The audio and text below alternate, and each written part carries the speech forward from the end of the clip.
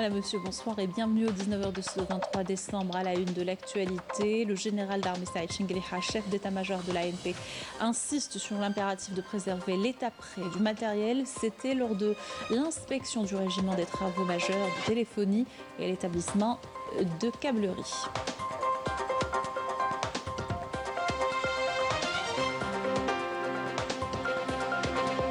Adopter en Conseil des ministres les statuts particuliers des travailleurs de l'éducation et ceux de la santé redonnent à ces catégories une place au sein de la société à la hauteur de leur noble mission. Les deux lois sont largement saluées. Les détails tout à l'heure.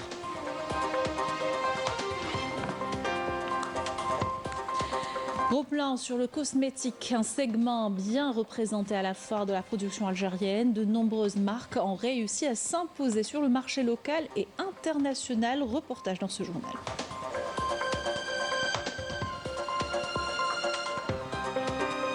Et il sera question de la production de la brique ce soir. Les briqueteries ont acquis de l'expérience et diversifié leurs produits portés par les nombreux projets dans le BTP. Illustration dans une unité à Taref. Et dans notre série consacrée à Timimoun, nous parlerons des Fogaras, ce système d'irrigation typique du sud, économique et ingénieux. Il est utilisé depuis des centaines d'années dans l'Oasis rouge. Reportage à la fin de cette édition. Avant de développer ces titres sous le haut patronage du président de la République, Majid Tebboune, le ministère de l'Intérieur, des collectivités locales et de l'aménagement du territoire organise une rencontre entre le gouvernement et les walis au Palais des Nations le 24 et le 25 décembre sous le slogan « Les collectivités locales, locomotive du développement national ». Les participants se pencheront sur l'examen des mécanismes à même d'assurer un développement local durable ainsi que les défis de la sécurité alimentaire et hydrique, et ce, inhérents à la création de richesses. Il sera également question de la numérisation, de la modernisation des infrastructures publiques de proximité. Je vous le disais en titre, le général d'armée Saïd Chingueliha, ministre délégué auprès du ministre de la Défense nationale, chef d'état-major de l'armée nationale populaire, a effectué une visite de travail et d'inspection aux premières régions militaires. Le général d'armée a inspecté les travaux majeurs, le régiment des travaux majeurs de téléphonie et l'établissement de câblerie. Malem Damis.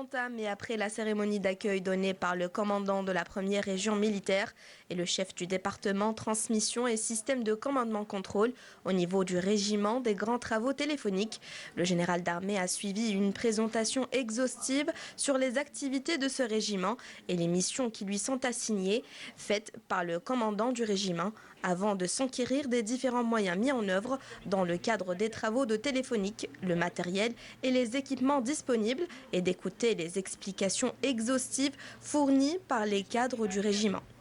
Le ministre délégué auprès du ministre de la Défense nationale, chef d'état-major de l'armée nationale populaire, a tenu à cette occasion à donner un ensemble d'instructions et d'orientations, soulignant notamment l'impératif de préserver l'état prêt du matériel et assurer son entretien périodique afin d'accomplir pleinement les missions assignées.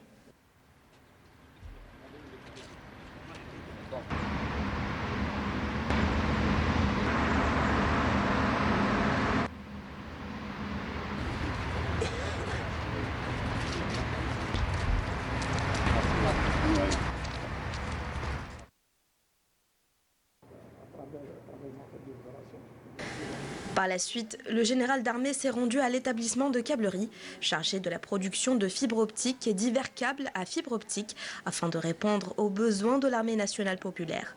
Le chef du département transmission et système de commandement-contrôle a présenté un exposé sur les différentes activités de l'établissement et les perspectives de son développement, notamment par le lancement de nouvelles lignes de production. Dans le cadre du développement prometteur de l'armée des transmissions au sein de l'armée nationale populaire, et ce afin de répondre aux besoins du corps de bataille dans le domaine des télécommunications et de s'adapter aux nouveaux défis imposés par les développements technologiques accélérés dans ce domaine sensible.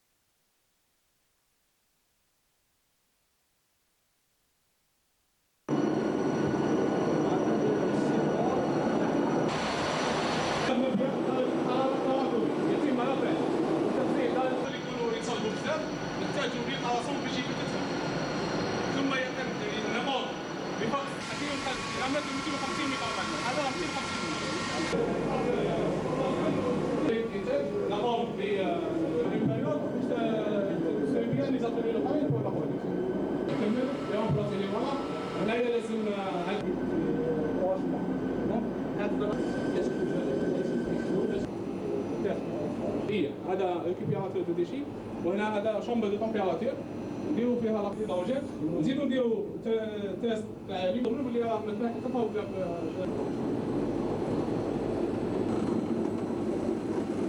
Le général d'armée a également visité les lignes de production de câbles où des explications détaillées lui ont été fournies sur les équipements et les techniques avancées utilisées dans les lignes de production, équipées de systèmes automatiques numériques les plus modernes et exploités par une équipe d'officiers et de cadres, ingénieurs et techniciens qui ont reçu une formation spécialisée et approfondie permettant la maîtrise de ces systèmes et équipements.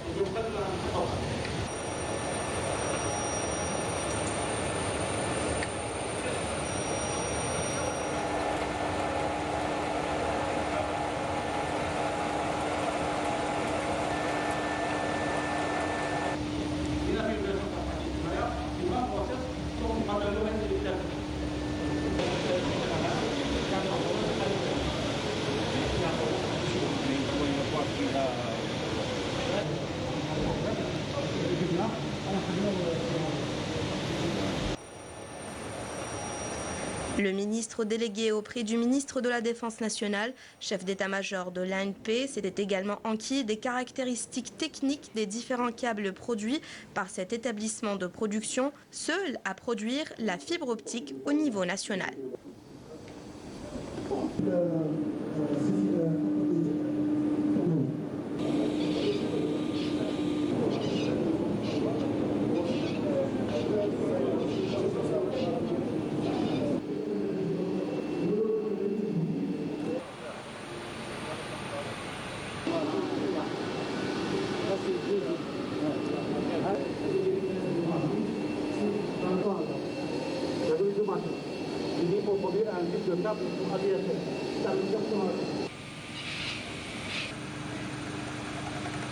Test de flexion répétitive, le test de flexion.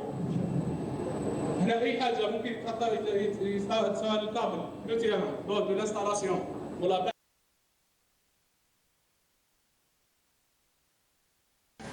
À l'issue de cette visite, le général d'armée a signé les livres d'or de ces deux unités.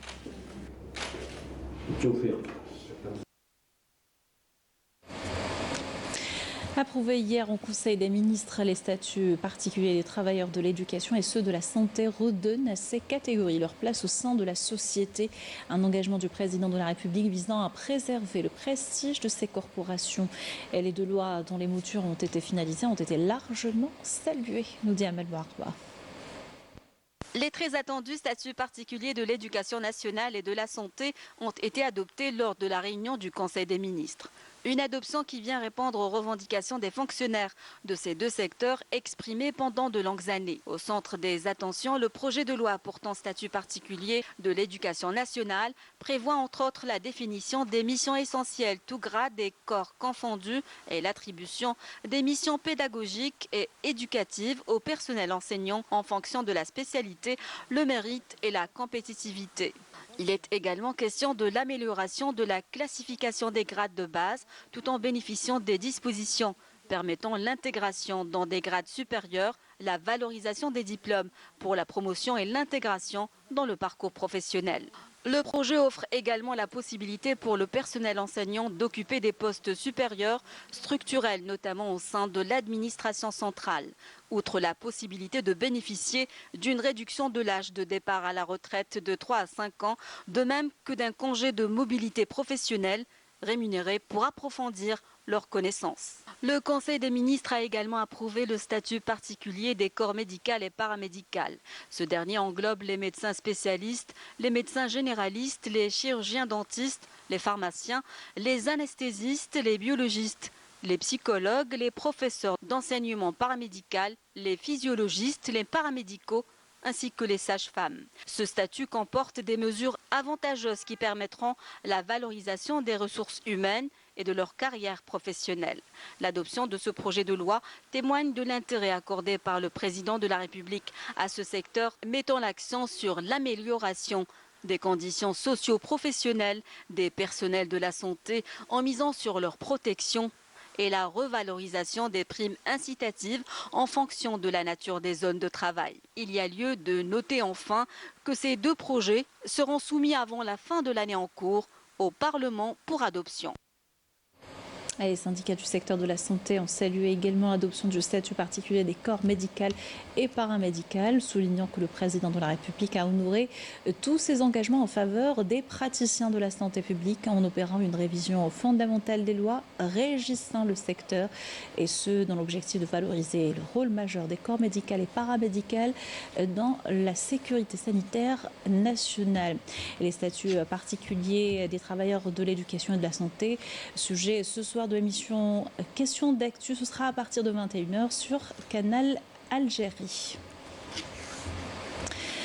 La 32e foire de la production algérienne se poursuit jusqu'au 28 décembre. Elle réunit plus de 600 entreprises nationales publiques et privées. Le cosmétique, un segment qui a connu un essor ces dernières années, occupe une bonne place lors de cet événement. De nombreuses marques qui ont réussi à s'imposer sur le marché local et même international y sont représentées. Reportage de Amal Bouarba. La production locale de cosmétiques a le vent en poupe. Ces dernières années, elle connaît un essor remarquable, comme en témoignent les entreprises algériennes spécialisées dans ce domaine qui participent en force à la 32e foire de la production algérienne qui se tient jusqu'au 28 décembre prochain. C'est la 6e participation au niveau du salon production nationale. On a 4 types de produits, on va dire 4 catégories. Aujourd'hui, notre succès, c'est la qualité et prix. Alhamdoulilah, actuellement, on a plus de demandes. La preuve, c'est qu'on a des demandes de l'étranger par rapport à l'export. On a exporté au niveau de la Libye, la Mauritanie et bientôt, Inch'Allah, en Europe. Premièrement, satisfaire tous les besoins du client algérien, du consommateur. Et pourquoi pas aller vers l'exportation dans les plus brefs délais, Inch'Allah. Les dernières années, on voit que les produits locaux, les produits cosmétiques algériens ont fait développement parce qu'il y a la concurrence, nous avons toujours les abonnés, la qualité, des produits qui sont le consommateur. Des entreprises algériennes spécialisées dans l'hygiène corporelle se sont également distinguées. C'est la première marque de rasoir algérien qui dépasse de 50% de taux d'intégration. C'est une marque qui est présente pour les hommes et pour les femmes. La conception est algérienne, la production est algérienne. Notre marque est une marque déposée. Notre nom est un nom aussi enregistré et déposé. Nous développons vraiment notre produit pour offrir une qualité vraiment supérieure à un prix inférieur. Des produits qui n'ont rien à envier aux produits importés. Avec un gage de qualité, ils ont conquis les consommateurs et réussi à gagner leur confiance. Franchement, je suis très satisfaite. Donc bien sûr, comme tout le monde, j'avais l'habitude d'acheter l'importation parce que selon nous, c'est la sécurité. Mais aujourd'hui, on a, alhamdoulilah, une large gamme. On a vraiment un besoin qui est complètement rempli du côté local, que ce soit du côté qualité qui n'a rien à envier à l'importation, ou bien par rapport au prix, bien sûr. Donc moi, personnellement, pour tout ce qui est hygiène corporelle, soins cheveux, soins de la peau, je me dirige beaucoup plus vers le local. Les produits locaux sont très intéressants, de bonne qualité et de bon prix aussi. J'aimerais bien encourager les entreprises algériennes d'avancer. J'adore.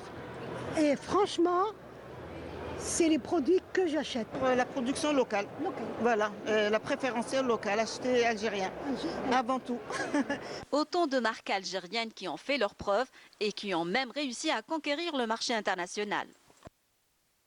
Un autre segment qui s'est largement développé ces dernières années, la production de briques ou de la brique, portée par les grands projets initiés dans le domaine du BTP. Cela a permis aux briqueteries d'acquérir une importante expérience et de diversifier leurs produits. Illustration avec une unité à Taraf dans ce reportage de Raouf Hamouche. Nous sommes en plein cœur de la campagne à Boutelja, dans la wilaya d'Al Taraf, loin du tumulte des grandes villes. Ici, on trouve une briqueterie tournant 24 heures sur 24, où l'argile et le feu s'unissent pour donner naissance à des briques, matériaux essentiels utilisés dans la construction. Dans une carrière située à proximité, des ouvriers s'activent pour extraire de l'argile, matière première indispensable pour la fabrication de briques. La terre argileuse est ensuite transportée dans l'atelier principal où elle est mélangée à du sable et d'autres matériaux pour former une pâte homogène. L'argile, مع إضافة الديغريسون اللي هو الصابل اللي هنايا الصابل الكارير بعد تعدي على مرحلة الفابريكاسيون اللي هي فيها الفاسوناج تاع لابريك. ابري بعد ما فاسونينا لابريك تروح ليتاب تروازيام اللي هي السيشاج. ابري لي سيشاج تمر على الات لي ماشين اللي راح يعملوا لومبيلاج في لي فاغون تدخل تروح المرحله الاخيره اللي هي لا كويسون. Près de 220 000 tonnes de briques par an, c'est la capacité de production de cette usine qui arrive aujourd'hui à approvisionner les wilayas limitrophes d'El Taraf. La briqueterie a réussi en quelques années à faire ses preuves, et ce, grâce à une main-d'œuvre locale qui fait fonctionner d'une main de maître toute la machinerie à la pointe de la technologie. L'unité de production, elle compte d'abord entre 140 et 150 travailleurs. Entre l'unité de production ici et le gisement d'argile, alhamdoulilah, l'Algérie elle dispose d'une jeunesse qualifiée. On essaie de diversifier un peu l'atmosphère de travail. Entre hommes et femmes, entre différentes catégories d'âge. On a des gens très expérimentés, on a des gens très jeunes qui viennent tout juste de l'université. Alors que le béton s'est imposé comme le matériau phare de la construction dans le monde du BTPH, notamment en Algérie, les spécialistes regrettent cependant ce choix au détriment de la brique. Car aujourd'hui, la brique présente des atouts techniques, économiques et surtout écologiques. Nous, on demande solennellement au pouvoir public de actionner un tout petit peu et de changer un tout petit peu le mode de construction pour les générations futures et réduire au maximum possible la facture de l'énergie et économisons cette énergie pour les générations futures et pourquoi pas pour l'export et gagner plus de devises. Cette briqueterie compte aujourd'hui parmi les plus importants investissements de la wilaya d'El Taraf ayant apporté une réelle valeur ajoutée à l'économie de la région. Les établissements publics à caractère scientifique et technologique exposent le bilan de la recherche scientifique de 2024. C'était ce lundi lors d'une conférence nationale présidée par le ministre de l'Enseignement supérieur et de la Recherche scientifique. Kamal Beddala a souligné l'importance accordée à ce secteur depuis 2020 étant une priorité pour les plus hautes autorités de l'État. Il a déclaré que le budget qui lui a été consacré a augmenté de 112% pour atteindre 18 milliards de dinars. Il a également annoncé le dépôt de 1376 demandes de brevets d'invention, la création de 33 start-up et 341 micro-entreprises, la création d'une vingtaine d'entreprises économiques subsidiaires et le lancement de 14 projets innovants destinés au secteur économique durant 2024. La commission mixte de coopération douanière algéro-libyenne s'est réunie ce lundi à Alger sous la présidence du directeur général des douanes algériennes, le général-major Abdelhafid Barrouch, et son homologue libyen, le général-major Moussa Ali Mohamed. La délégation qui l'accompagne également avec la participation des directions régionales des douanes des wilayas de Hannaba, Tébessa, Ouergla et Lizi via visioconférence. La visite de la délégation libyenne s'inscrit dans le cadre de l'examen des moyens à même de dynamiser la coopération administrative mutuelle entre les deux parties, la coordination et le renforcement de la coopération bilatérale dans plusieurs domaines douaniers, notamment en matière de formation et d'échange d'expertise, et la lutte contre la contrebande et les différentes formes de crimes organisés transfrontaliers. L'Algérie présidera l'Union interparlementaire arabe pour un deuxième mandat. Les membres du comité exécutif de l'UIPA a adopté cette décision à l'unanimité. C'était lors de la 36e session du comité tenue au Caire en Égypte, sous la présidence de Brahim Bourali, président de l'Assemblée populaire nationale. Ce dernier a insisté sur la nécessité de prémunir les pays arabes des conséquences des conflits entre les grandes puissances à travers le renforcement de leur partenariat de manière à préserver leurs intérêts.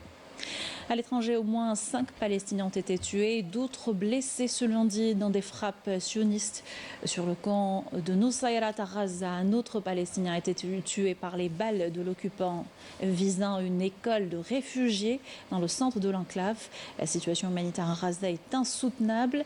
L'occupant israélien refuse l'accès de 97% des aides destinées aux Palestiniens qui manquent de tout selon le programme alimentaire mondial. Des ONG saluent la décision du groupe de travail de l'ONU sur la détention arbitraire, appelant à la libération immédiate du militant politique marocain Nasser Zefzafi, un des leaders du mouvement du Hirak du Rif et à l'origine des plus grandes manifestations au Maroc depuis 2011. Comme Zefzafi, des centaines de manifestants ont été emprisonnés suite à la répression policière de ces manifestations. Raouf Hamouche pour les détails.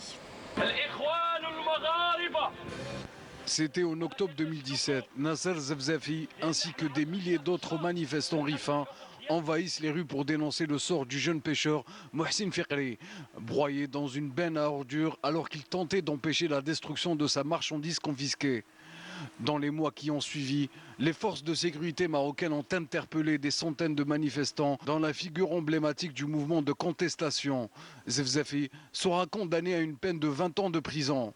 Depuis, des voix s'élèvent partout dans le monde pour réclamer la libération des détenus du Rif, dont Zefzafi en prison depuis 8 ans. L'état de santé de Nasser Zefzafi ne cesse de se dégrader à cause des conditions inhumaines de sa détention. Le cas Zefzafi serait une tache noire dans l'histoire du Maroc. Aujourd'hui, Zefzafi et ses compagnons croupissent dans les geôles du Marzen. Nous lançons un ultime appel pour lever cette injustice dont ils sont victimes. Plusieurs organisations et associations des droits de l'homme ont réitéré leur appel pour obtenir la libération des détenus du Hirak du Rif et de tous les détenus d'opinion. Distinction hier des vainqueurs du prix Brahim Dahmani, récompensant les meilleurs sportifs algériens de l'année 2024. Ce sondage APS auprès des organes de presse nationaux a récompensé le meilleur athlète chez les messieurs, le demi-fondiste Jamal Sedjati, médaillé de bronze à l'épreuve du 800 mètres lors des derniers Jeux olympiques. Chez les dames, le prix de la meilleure athlète de l'année a été attribué à la gymnaste Kailiane Moore, championne olympique au bar asymétrique et médaillée d'or dans la même spécialité en Coupe du Monde 2024. En handisport, la palme d'or chez les messieurs est revenue au sprinter et l'athlète le plus rapide en Algérie, Atman Iskandar Jamil. Pour les dames, Nessima Saifi, para-athlétisme, succède à elle-même et remporte le trophée de la meilleure athlète de sa catégorie pour la seconde année de suite. La cérémonie a eu lieu à l'école supérieure de l'hôtellerie à Alger en présence de membres du gouvernement, dont le ministre de la Communication, le conseiller du président de la République chargé de la direction générale de la communication, des cadres supérieurs du ministère de la Défense nationale et des cadres de l'État. Je vous invite à écouter le ministre de la Communication, Mohamed Bziane, qui a salué l'accompagnement des médias nationaux aux athlètes algériens à travers une couverture médiatique continue.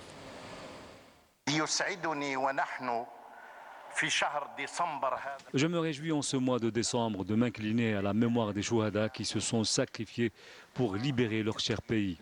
Je salue en cette occasion les journalistes et les athlètes algériens, ainsi que tous ceux qui sont restés fidèles à la glorieuse révolution de novembre. Je réitère l'engagement et la fidélité de l'agence au message de ceux qui ont fondé ce prix et à la mémoire de tous ces pionniers. Comment pourrait-il en être autrement alors que nous vivons la gloire de la mémoire nationale et la fierté de ses artisans dans le cadre d'une éminente politique nationale dont les contours ont été définis par le président de la République, Abdelmadjid Tebboune, reposant sur la fidélité à ceux dont les sacrifices d'hier ont été le prix à payer pour que nous jouissions aujourd'hui de notre souveraineté nationale et de cette gloire. On termine avec une nouvelle halte dans notre série consacrée à Temimoun. Nous parlons ce soir des Fougara, ce système d'irrigation typique du Sud, économique et ingénieux. Il est utilisé depuis des centaines d'années par les agriculteurs de l'Oasis Rouge. Reportage de Malim Damis. Les Fougara de Temimoun sont des systèmes traditionnels d'acquisition et de partage d'eau basés sur des galeries horizontales drainantes utilisées pour acheminer l'eau depuis les nappes phréatiques jusqu'aux jardins et cultures de la région. Ce système ingénieux, qui remonte à plusieurs siècles, repose sur un réseau de canaux souterrains en pente douce d'une longueur pouvant atteindre les 20 km creusés manuellement.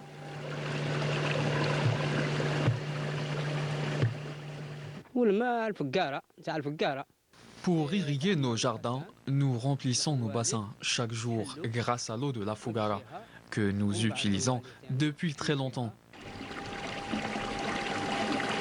La Fougara est une technique liée à un système social de travail collectif mené par un comité de sages appelé Jma'a qui veille au bon fonctionnement des canaux et à une distribution équitable de l'eau entre tous les bénéficiaires.